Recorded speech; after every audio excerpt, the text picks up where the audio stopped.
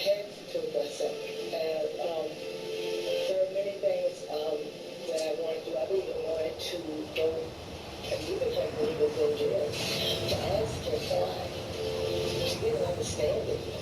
And I tell people too that I have empathy for him because every time we go out to every hearing, my son and we've been there, and he looks around, and none of his family members are there. And it just really gets me. I mean, he did a horrible thing, but at the same time, he's somebody's child, and you still be there for your child, and I just don't understand that. And the domestic abuse was really a shocker to my husband and I because we, as you know, we're in a place where we don't want to be intruded for domestic abuse, and so they tend to hide. They don't want to let family members know what's going on.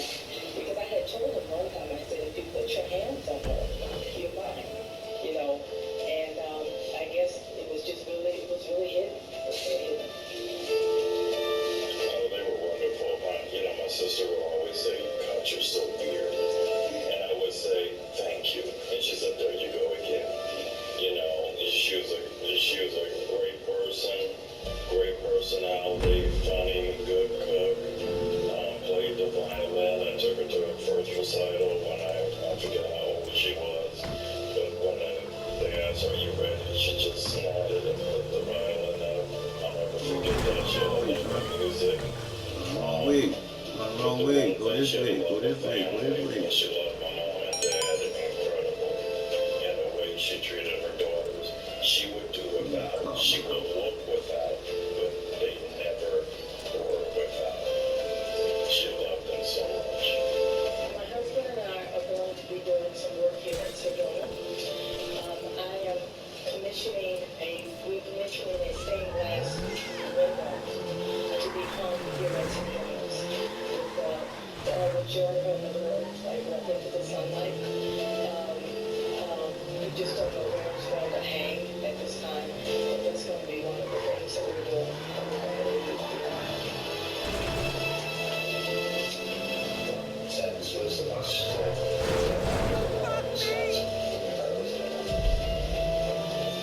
I think it was enough. I'll tell you this, I've been fighting against the death penalty for over 20 years. And my mom and I always had a disagreement about this. The reason I changed it, yes, because they were murdered, but also there's some people, in my opinion, that don't ever need to be got out in 40 years who says it will happen again. So I think the sentence was appropriate. I was a little worried that it wouldn't be carried out. But I know Judge Ralston made the right decision, and this was the worst one she ever saw. The situation. Why was the Amber Alert issued after more than 5 days after the girls were reported missing? Milwaukee Police Chief Alfonso Morales at a press conference said, "You have to also understand that foul play was not an initial piece of this investigation. It was a missing investigation that escalated." According to the Wisconsin Amber Alert system, a local law enforcement agency must have reason to believe the child has been abducted. Why did Arzell say Amara blamed him for their son, Zell's death, when the Milwaukee County Medical Examiner report says the boy died naturally of viral bronchitis? The report states the boy had asthma, and he got sick with a cold. The report goes on to say, his father took him to the hospital where he was found to be pulseless on arrival. Amara may have felt that Arzell should have recognized how sick Zell was getting on the day of his death. He went to work on the day of the funeral, so it may have looked like he did not care. Most importantly, she was grieving the death of her son. Anger is one of the stages of grief. What happened to the 911 operator and the 2 policemen who responded to the incident? The operator, St. Pierre, classified the 911 call as a priority 2 call that did not require an immediate response, a decision multiple department officials later said was wrong in an internal investigation into the police response. She did not report a battery in progress and did not pass on that the caller shared a wall with the caller. She did not document what the caller said about locations. She used her knowledge in determining north and south directions, and she was wrong. The officers had to finish writing the report and downloaded footage from their body cams before going to the crime scene. They headed to Amara's apartment 24 minutes later. They were going to contact the caller for more information, but the caller has asked to remain anonymous. The policeman interpreted that wrong. It meant, don't list them in any reports. It did not stop them from making a call. They sat in their car approximately 10 minutes and left. The police department internal investigation concluded the 911 operator and officers had made errors and mistakes, although all three defended their actions as consistent with department policies and training in a later disciplinary hearing.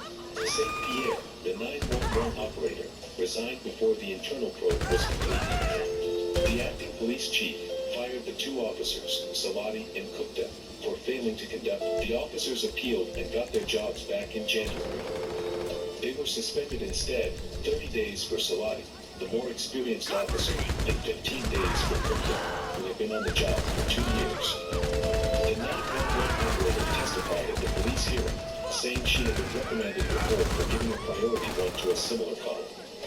The officers served their suspensions. Salati is back on active duty and Gupta left for a more stable job. Amara's family wants women who are victims of domestic violence to get help. Amara's mother is working with the Sojourner Family Peace Center. It is the largest non-profit provider of domestic violence prevention and intervention services in Wisconsin, serving nearly 8,000 clients each year. Amara's mother has helped out at the center and donated her time to the domestic abuse cause. She wants others to keep paying it forward so when people can help, they help. A little help goes a long way. Hey, Kit, we understand the family is taking some steps to try to bring that closure and possibly help others.